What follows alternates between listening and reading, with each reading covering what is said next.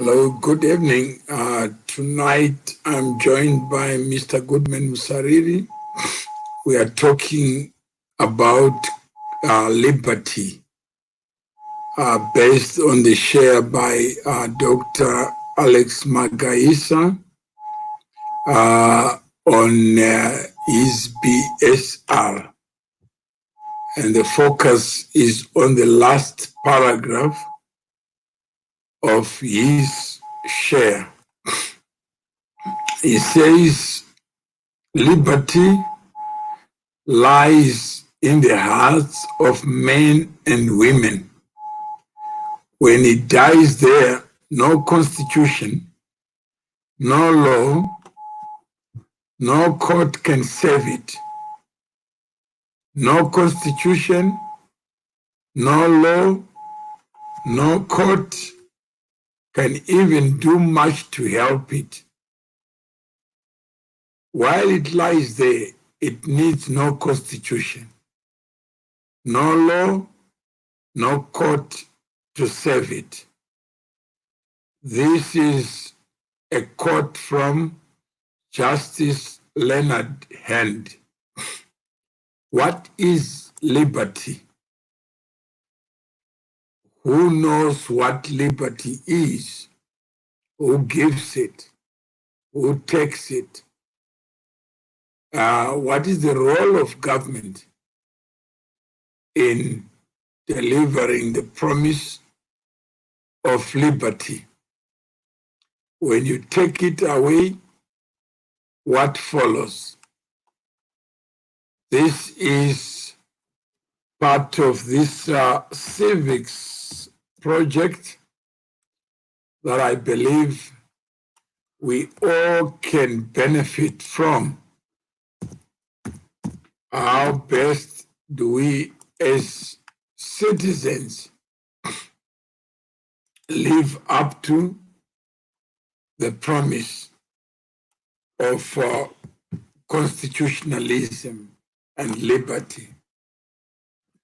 So I was supposed to be joined by Mr. Goodman Musariri just to talk to some of these principles in the hope that active citizenship can rise above partisan or the partisanship or the spirit of partisanship.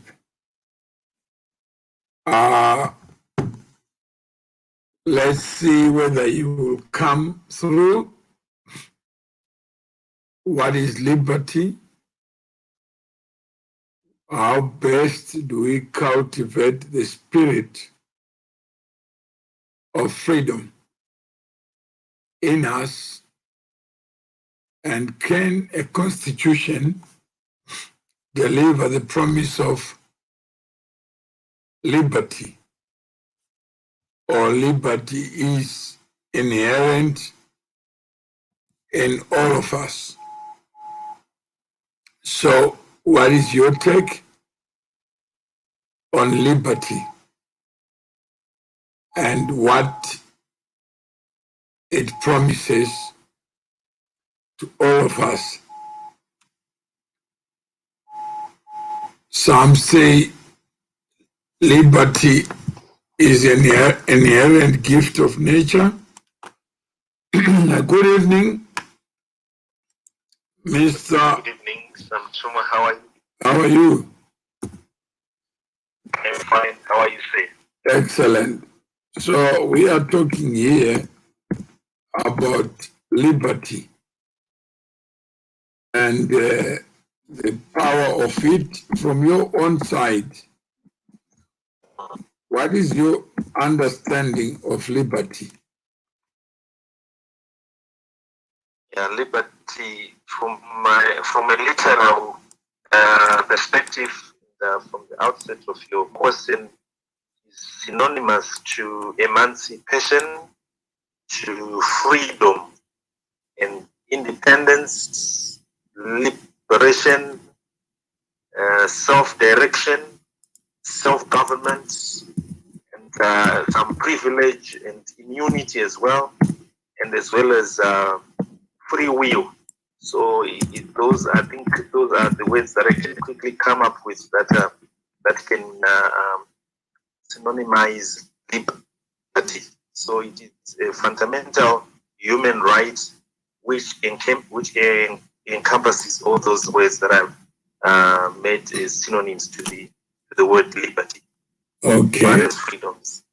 So if somebody says liberty is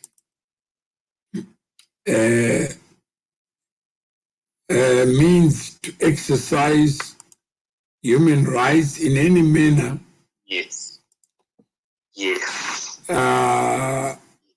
In any manner a person chooses, so long as it does not interfere with the exercise of the rights of others. Yes, subject to the limitations of the rights that are also enshrined in the Constitution. That a person's rights are always limited to other people's rights. So there is always a synchronization as well as a balance to the operationalization and practice of this liberty, whether it's choice, whether it's action, whether it's expression, whether it's also a liberty of conscience, but it's a fundamental human right which is limited to other people's rights, or which can be exercised in conjunction with other people's liberties, as long as there is no conflict of this liberty with anyone else. Liberty will remain liberty. Okay, this is what Dr. Alex Magaisa included in his big Saturday read of today. He says liberty lies in the hearts of men and women. When it dies there, when it dies there in the heart, no constitution, no law, no court can save it. And nothing can be done to help it. And while it lies there, it needs no constitution, no law, no court to save it. Do you understand how deep that is? Yes, that is quite deep. That is quite deep. Okay. So there are people who would look at you and say, because you are a member of ZANU-PF, therefore you belong to a class of untouchables, human beings who have ceased to be human beings, and they deserve no liberty but lynching for what they are alleged collectively to have done to deny other people freedom. What would be your response? Yeah, I would firstly respond using the constitution of ZANU-PF itself. I actually hold that it was actually put in line with the constitution, although we have got a 2013 constitution. The ZANU-PF constitution actually accepts those rights to individuals, and it has got a clause or an article section that deals with the person's rights. And when I look into the rights that are put in the constitution, or that are espoused in the constitution, it attempts actually to portray an environment where one has got those rights and liberties. And when I look at the preamble of the constitution, it also implies the same. So when I then want to look at the practical or the reality of the matter, looking at how conduct of people is in line with the liberty, we may actually see a situation that you described earlier, that where liberty is thwarted, where liberty is crushed, it may actually be a situation that is fatal. But the Constitution of ZANU-PF says that a member is not subjected to arbitrary or vexatious treatment by anyone who is above. And I think such rights are actually putting across a situation where we do not need any tyranny, or we do not need any dictatorship or autocracy. But every situation in ZANU-PF, according to the Constitution, must actually acknowledge the liberty and also the natural element of justice. It actually says that all disciplinary issues follow the tenets or the principles of justice and fundamental human rights. So those things are actually enshrined in our Constitution. So I would want to deny a person who outrightly says a ZANU-PF member is like a slave, someone who has been deprived of his or her liberty of opinion and the liberty of thought, especially when I want to look at the perfect essence of our Constitution. There is nothing like that. Although in the practical terms, I think we'll discuss that as we give examples. We may see a situation whereby opinions are regimented by ideology, which is something that is unconstitutional, but which is actually prevalent in the party. So if the ideology is no longer in tandem with the Constitution or the various precepts of the Constitution, I tend to agree with your assertion that I could be in a camp where we have got a situation of master and slave. That is actually something that I can actually bring about, where the liberty of thought and opinion is actually deprived. One is deprived of that liberty, and also surrendering that liberty to the private beliefs of individuals or of leaders. That is also prevalent. So I would want to be very fair to myself that we've got such a situation, unless someone stands tall to his own beliefs and knowledge of the constitutional rights that are in the ZANU-PF Constitution. We actually have a situation where people may actually become slaves of ideology, which is actually unconstitutional. So what do you think is the source of liberty? Where do you think liberty comes from? Yeah, I believe liberty is a natural thing that comes from God Almighty, who the Constitution implores for guidance and support.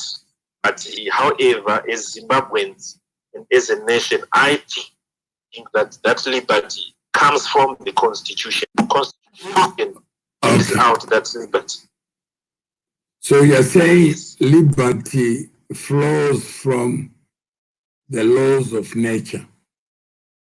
From the laws of nature. So when we say we hold this truth to be self-evident, yes, that all men yes are created equal. Equal, yes. That's a powerful and endowed by the Creator. Yes. With certain unalienable rights. Yes. Among these are right to life, the right to liberty, yes, and the right to pursue happiness. Yes. What do you think is meant by this profound statement in the Declaration of Independence?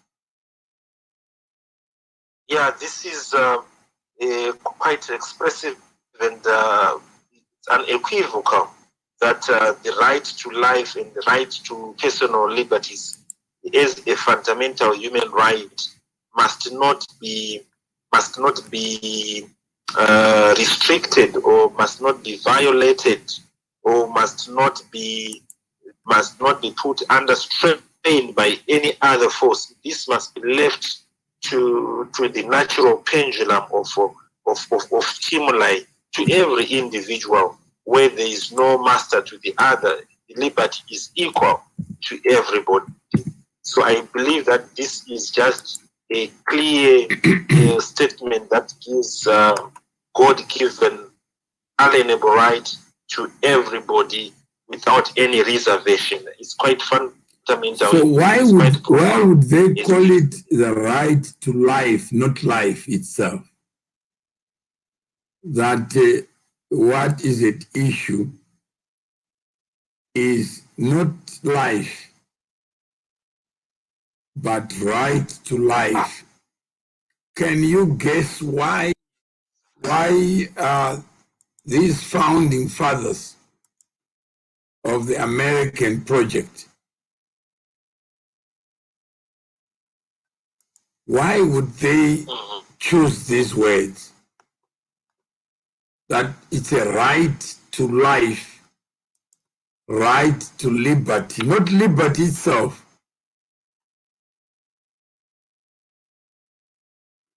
Yes, it's actually a subjection of liberty to various forces in terms of dominion and in terms of free will.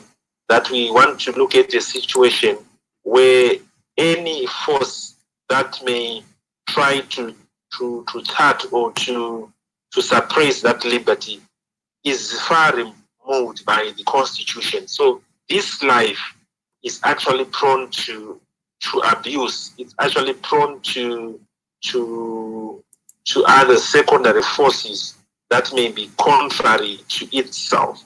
In other words, life is not a guarantee when we have got different types of forces and of people in terms of the distribution of power and also the distribution of resources.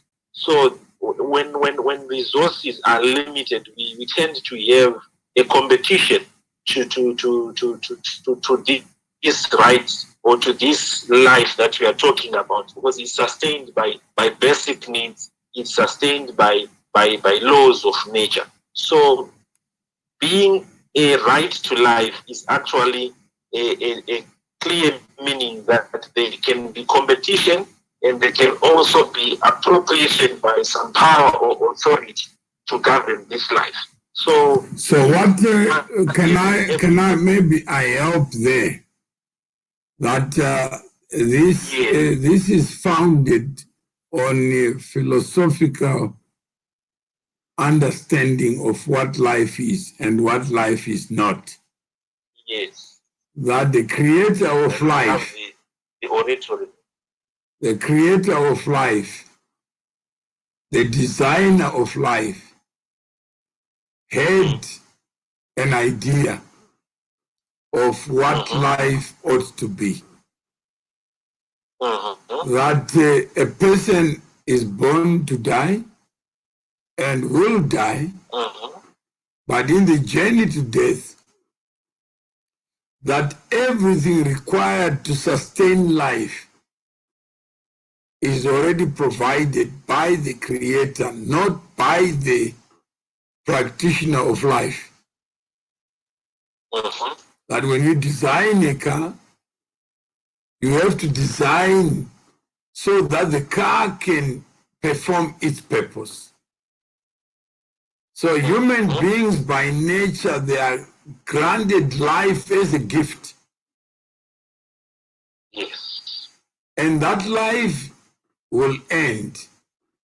But liberty means you can't interfere with my life. I have the same right you have to live until my natural death. But yes, we belong to a class where you can't slaughter me and put me in a butchery in caging form. Every other creature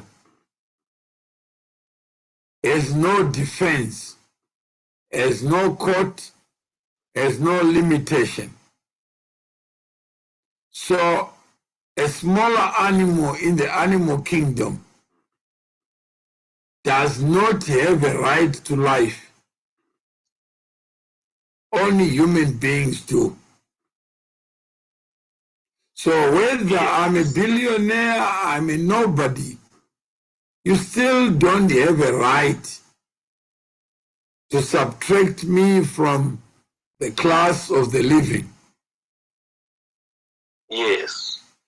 Liberty means consent. If you look at the Rhodesian Declaration of Independence, which was a copy and paste operation,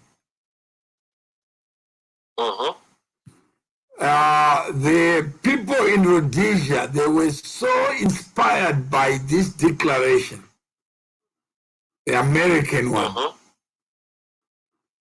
And they copied the American declaration, except removed the word consent where it came to government. What is government? They say, we, the people, institute among ourselves a government to secure the rights of nature, not to give them. But this government derives its legitimacy from the consent of the governed. In Rhodesia, they removed the word consent because it would have meant that men includes blacks. And blacks were not required to consent as to who should be in government. So they were denied by virtue of that declaration. They called it UDI. And the right to property, it means I can work hard, I can preserve my harvest, I can sell it. When I sell it, the fruits of my labor is my property.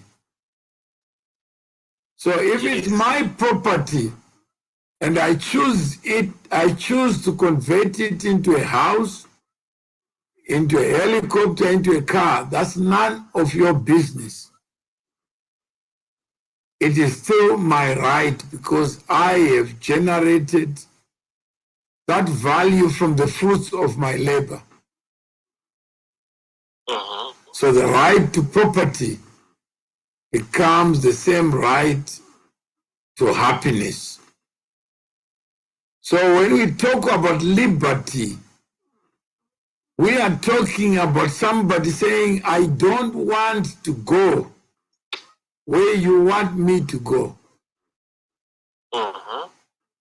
And if I make that choice, you can't superimpose your choice on others. So I've been tweeting, and some people find my words difficult to understand. So some have said, Mr. Mawere, can you simplify your language? And what I said is, when I'm tweeting, I don't even know who is going to be reading. When I'm speaking, I'm just exercising my own freedom to talk. I don't talk to people so that they talk to me back. I don't talk to people so that they follow me. But whatever I've said, I cannot take back. So 1,000 years from now, when I am gone, others will say in their own words, what was this idiot talking about? Some will find something to say, some will dismiss as they may do. But at least I've downloaded in my own words, not in the words to please anybody. But the moment I live my life to please somebody, then I've lost the liberty that nature deposited in me. So if you do decide to take your legal action, it must come from you as an exercise of your own freedom to express yourself, not against somebody, but for something. Yes. And what is that something? That says when liberty dies in you, no constitution can give it life. No law can give it life. No court can give it life. And when liberty is in you and you can't exercise it, or you refuse to exercise it, then there's no cure, there's no court that can cause you to do something that you don't want to do. This is the question of the day. I think liberty is a free playing field to allow an individual full rights and space to full express, enjoy, and participate in an environment or economy without limitations of any form or a constitution is self-imposed. But do you think liberty can be allowed?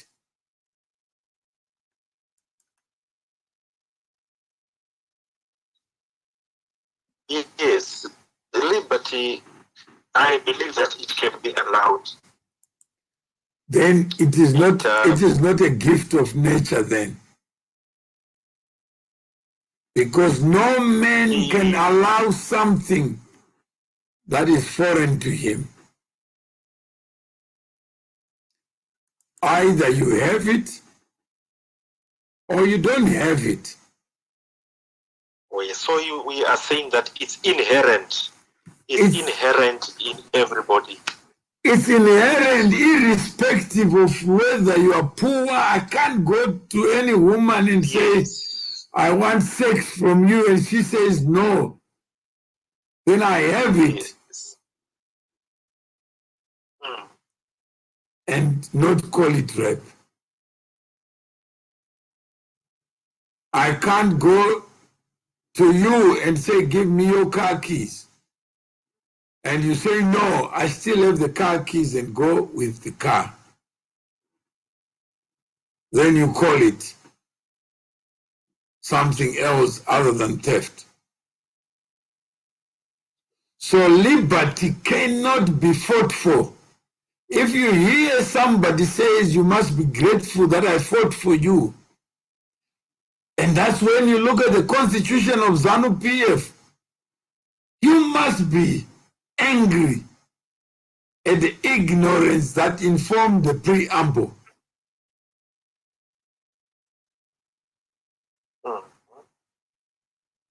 Here are men and women promising something they don't have themselves. How can I promise you freedom when it's in me and I know it's in you? How many people misconstrue what liberty is and is not? So if you have the ZANU-PF Constitution, what does it say in its preamble? The ZANU-PF Constitution in its preamble has got 20 lines. I counted them. Of late, I think I'm always reading this Constitution. It has got 20 lines, which... so just read a few of the lines, just for you to understand. Let me start from the top. Yeah. All right. The preamble, that's chapter 1. Whereas we, the people of Zimbabwe, are an African nation with long, proud history and cultural heritage. And whereas we, the people of Zimbabwe, recognize the importance of God, the Almighty, and our ancestors in guiding the liberation movements in the execution of armed struggle. And whereas we, the people of Zimbabwe, acknowledge the role played by our forebears during the First Chimurenga War against colonial occupation. Whereas on 1980, 18 April, we, the people of Zimbabwe, regained our nationhood and joined the family of nations. Maybe I could go to the last one. Okay, so if you start, with the liberty, do you think there is liberty reserved for African people, for Chinese people, or all human beings come into life with it? All human beings come to life with the liberty. Power to reason, the power of free will, yes. and the power to make choices. Yes. Is it an inherent right that is given to a class of people called human beings? Yes. Yeah? Yes, liberty is with people. So there can never be an allocation of liberty by race. Yes. By tribe. No discrimination by tribe whatsoever. So we are all endowed with this right that we have not asked for. So nobody can fight for you to be you. You are you because of the gift of life and what comes with it. That no other animal has the same gift. So when we say the rule of law, it's actually us putting rules to give effect to the laws of nature. When we say government derives its legitimacy from the will of the people, no president can be a president absent the will of the people. And it must be exercised in the manner in which we agree to. So no man can self-help and say, because I'm popular, then the rules don't apply to me. That already offends the right of that person to refute that. Yes. So the rule of law is nothing but the attempt by human beings to protect and uphold the universality of human beings, that there cannot be Chinese death, African death, European death. Death is final. Death equalizes all. So nobody can say, I've conquered death. Even under COVID, no government, no public office bearer has got a better claim on life and death, a better understanding that if we look down, lives will be protected. It's all guesswork. It's an attempt to substitute the laws of nature. Yes. So if we've understood that, then we will then be able to make people angry. Yes. That I would rather be a grain exercising my liberty than be part of the sand with no liberty at all. Yes. So when we look at the crafters of the ZANU-PF constitution, they actually thought they were superior people, guardians, stockholders of a project where they are saying, without us, danger awaits you. Colonization awaits you. That we are the liberators. We are the conveyors of liberty. When they don't have a stock of liberty, no warehouse of liberty to draw from, like a silo. There is no silo of liberty where you can tell me how to think, what decision to make, what to wear, what not to wear. So nobody can fight for you. However, this right has been violated ever since the human beings came into existence. We've had people who gave up everything and even died trying to free other human beings from bondage. They are not freeing. No one can bound a mind, a human mind, the human spirit cannot be caged, cannot be put in a container. So someone can have the chance to fight for your liberty. No, Mr. Goodman. Yes. Do you understand that liberty cannot be outsourced for someone to give it to you, the right to make choices? Even the slaves had the choice to run away. And while the master was sleeping with the madam, many slaves left where they were in bondage. And many slave owners discovered that they could never control the human spirit. Look at that person in Libya.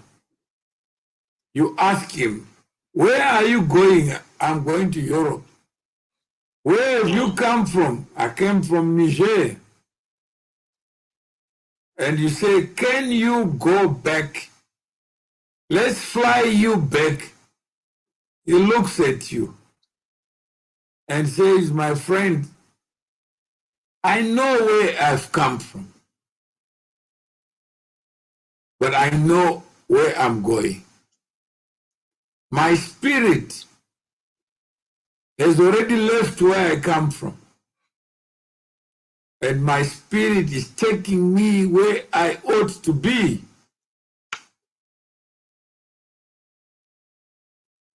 So you rather kill the person than take him where he came from. Even if you come to South Africa, you go to the refugee centers and say, I want to fly you to Zimbabwe. I know you are starving here. You say, my friend, I've already processed that problem. So you can't take me where I come from. Go to Guatemala. Go to Mexico. Trump wants to build a wall. While they're building up, they are digging down to cross and get where the human spirit tells you to go. That spirit in you, you can't find it in a cash and carry. You can't find it in government offices. It is you. It is in you. So that's what I just wanted to cover, that no constitution, no law, no court can give you liberty that is not in your heart. And nobody can substitute your heart and place liberty in you.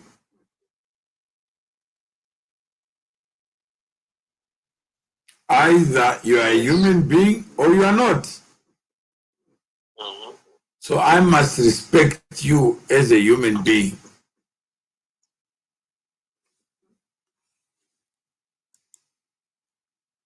Yes. Does that make sense? It does. It does. That is quite profound, well articulated, powerful. So if you are watching there and you are listening there, please, you can add your comments. Let's continue the conversation on what liberty is and what liberty is not. So if you have decided that you want to test a certain question, like today, people in the MDC are talking about the power to convene a national council meeting. And when does a national council meeting become an emergency national council meeting?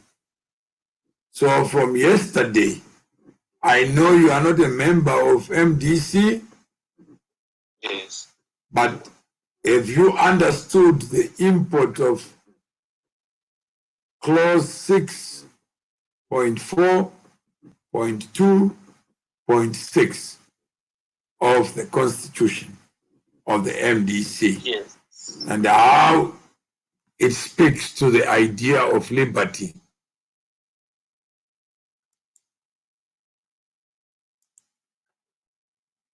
The MDC Constitution, in terms of convening a national council meeting, gives the liberty to convene to the president. The president can actually convene a national council meeting. However, section or clause 6 and point 4, point 2, point 6, like what you have articulated or is specified, gives a room for petition by at least 1/3 of the members who are actually allowed who are eligible to attend a national council meeting to petition to their president that they want a national council meeting. So those are the two scenarios where the president has got free liberty, and whereas 1/3 of members can actually collude together to form the right petition for a national council meeting. So that is the structure of the MDC Constitution. Okay. What else? The else? final answer. Yeah, but it is actually the president who gives consent to the convening of the meeting. He may not attend, but he may actually delegate the Secretary General or any other authority in line with the limitations cited in the Constitution. So I think those are the fundamental issues pertaining to the liberty to convene a national council meeting in MDC. Everything is vested in the president, although there is a derivative of the liberty coming from a third when they petition that they want to have, or they want a national council meeting to happen, so they can convoke or invoke the national council session through a petition to the president, who should actually allow if he deems it necessary. And he may also delegate the other authorities to chair that meeting or to preside over that meeting. But it must actually come from the president. He has got the power and he has got the sole authority and the capacity to convene or to usher or delegate the convening of a national council meeting. Okay, so for those who have listened, that's one assessment or insight into the issue of holding of meetings. But where you come in is that the right to have meetings vested in the individuals. Yes. They are the one who can request a meeting. And no president will refuse that meeting because the National Council cannot remove the president. It must be the job of Congress. So no president will refuse to chair a meeting that is in the interest of the organization that he leads. So rarely would you have any rational person refusing or being afraid of the people who must express their free will. Absent free will, liberty goes. Absent liberty, what remains? Tyranny. Tyranny, yes. So the power to decide, even if the majority say let's turn left, and one person says I turn right, that person is what the Constitution is meant for, who says I must turn right. So Mr. Signoro, from this literacy lesson, I've come to realize that there is no liberation in the absence of liberty. No. You can't liberate that which is already free, given for free by the Creator. That liberty is in you. So the conversation among human beings of liberation, that is called administration. It's an administrative right. You may imprison me, but you can't keep me alive. I may still decide to hang myself in prison. I may still decide to run away from prison. That's human nature. So the human mind can never be captured. Nobody can read your mind or invade your mind. All that means, even in marriage, you can't say, I control my wife, I can limit her liberty. Because to limit it, it means you have to have the burden of ensuring that the person is dead or can't exercise another choice. Even for your children, tell them you can't go out to a nightclub, you can't smoke, you can't drink.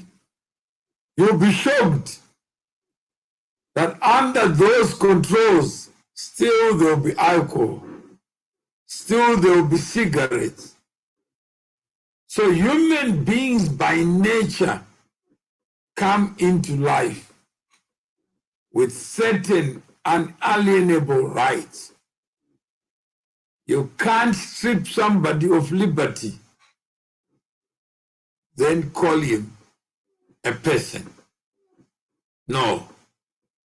It becomes you multiplied by 5 people.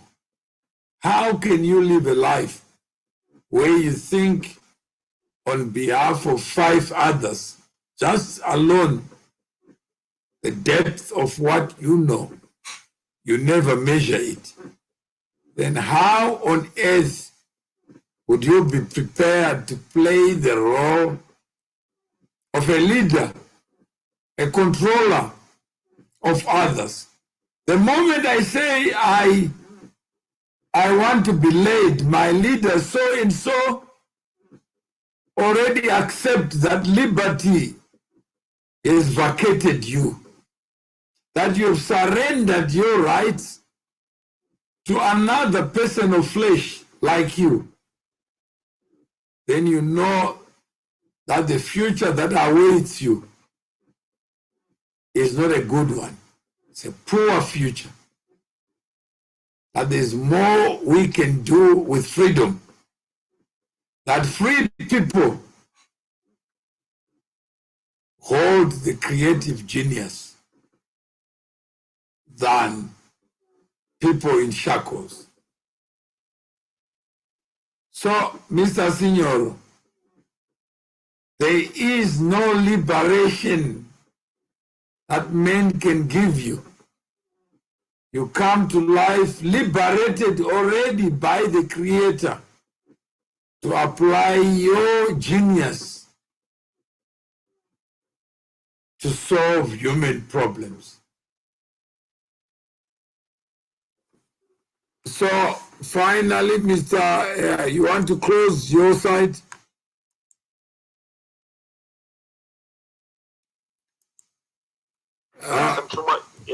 You want to close the part of liberty?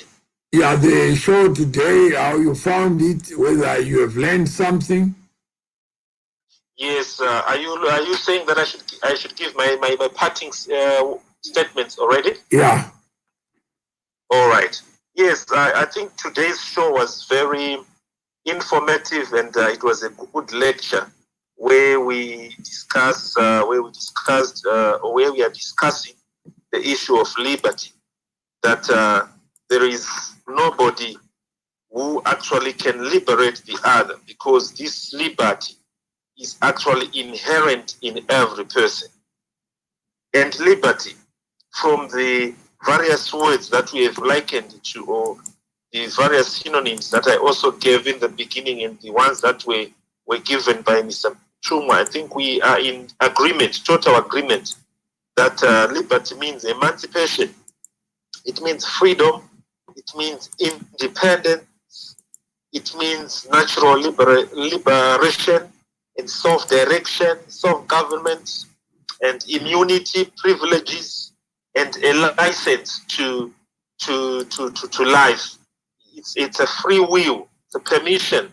It's a natural permission, and it does not need anyone to give it to the other. And where we have got a scenario where one person has got to liberate others, then we are saying that there is no liberty. And I would also want to think that I've learned that where there is liberty, there is no tyranny or tyranny. But where we have got tyranny, there is no liberty. I think these are the contrasting words that I've actually learned from the show today. So this is the universality of human beings. Nobody can say I have conquered death, because we were born with an inherent liberty to live, although we are going to die. But we cannot cage a human being. And slaves are actually slaves by choice, because some slaves can actually choose to run away. So liberty remains what is unlimited with a human being. It cannot be caged. It is something that is inherent. I think that is brilliant, Mr. Mchumwa, and to all the listeners, that ZANU-PF Constitution may actually be trying to give that liberty to people. But the moment it attempts to do so, it actually means that there is no liberty. This liberty is already there, such that it should only be practiced. But there can't be a situation where we are now saying that a certain government or a certain existence of an authority is the liberator. The moment there is the liberator, then there is no liberty. I think the show is going and taking us to proper understanding of the rule of law, that the rule of law is a power, is actually people giving a force to the operationalization of natural laws or the laws of nature. So that's the rule of law.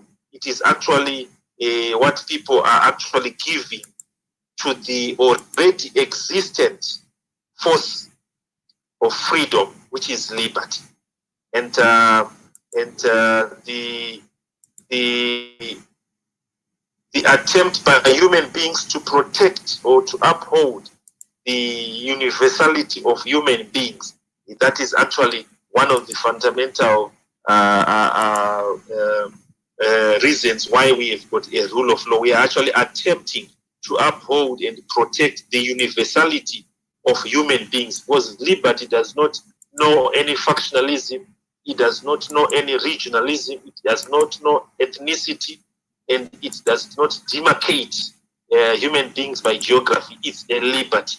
It's something that is already inherent. I think that's what I've learned today, Mr. Mchumwa. All right. So, Signor says, as long as I'm alive, you can torture me. You can enslave me. You can even colonize me if you call it colonization. But you can't take away my liberty or give me liberty. It's inbuilt and inherent, and it's not transferable. I am human because I am human. I belong to a class of human beings. You can't call me a monkey, a baboon, because it won't make me mutate into that class of creatures. Yes. Agrippa says God inspired human beings to create structures to protect our liberty. But within that system, we have got laws that help us to maintain our liberties, that if a law offends your liberty, doesn't protect it, doesn't uphold it, that law is offensive to the laws of nature and cannot go. That the arc of the moral universe tends towards justice. That there cannot be any basis to have life. Then you don't provide for it. You have life, then you kill it. So life by nature is a gift. It is a gift. But absent liberty is no longer a gift. That your creative nature only comes in when you think and say, let me download. Like what you say today. Let us have it anyway so that we don't have a show for other people.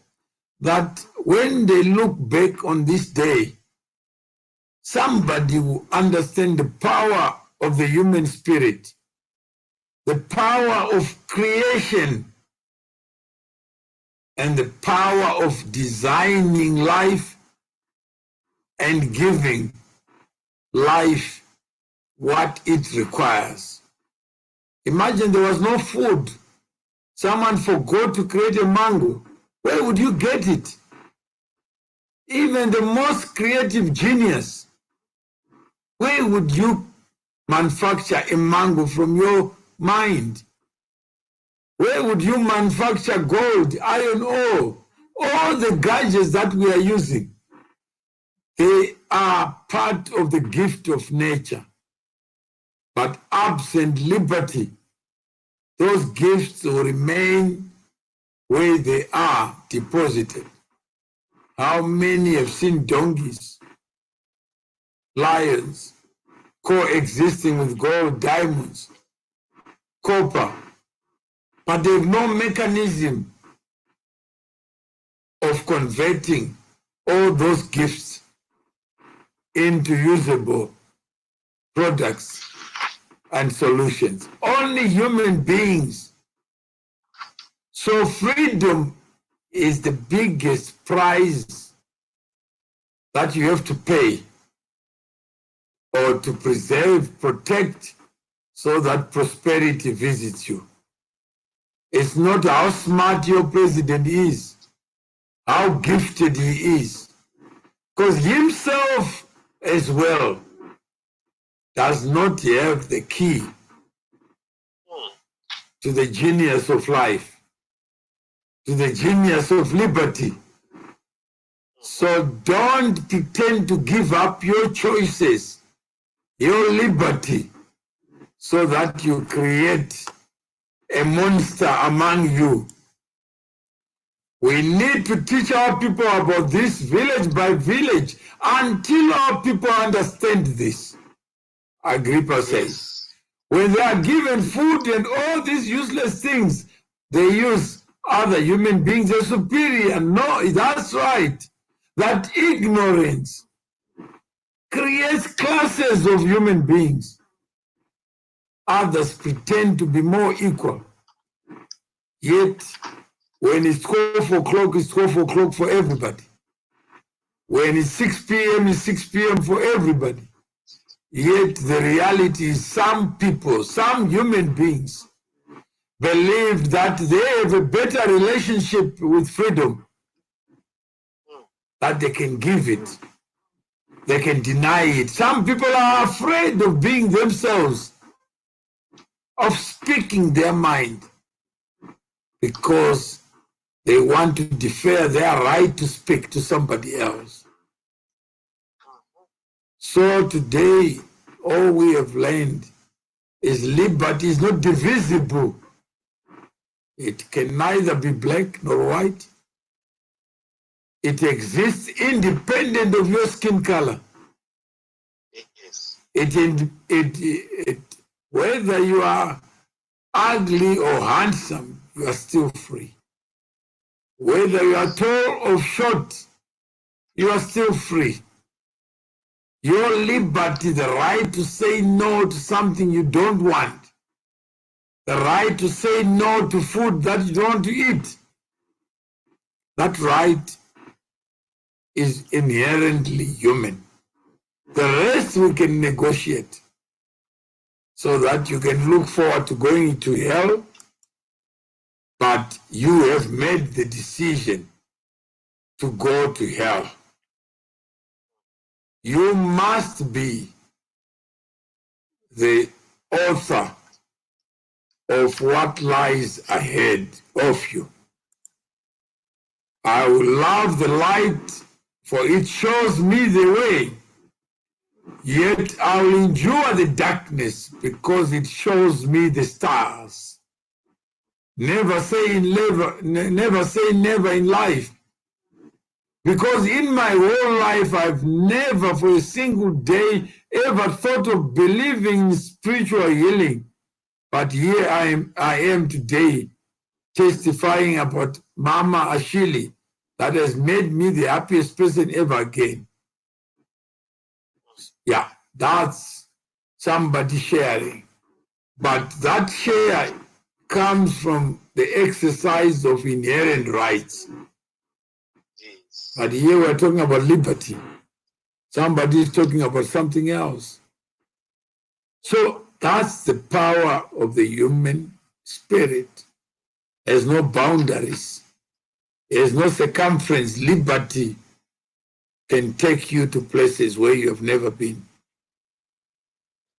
Liberty can make you rise above others. Not that you are going to walk on air, You still walk on earth, but it means you have made choices with your time to use it so that together we can expose what the power of ignorance can do. It's corrosive, it's toxic. So thank you very much for giving up time. And if you listen to this, your job is only to share it. Say nothing. Let others understand this message and how powerful liberty is. That is the giant that is missing. So thank you very much. Thank you very much, Mr. Mohammed.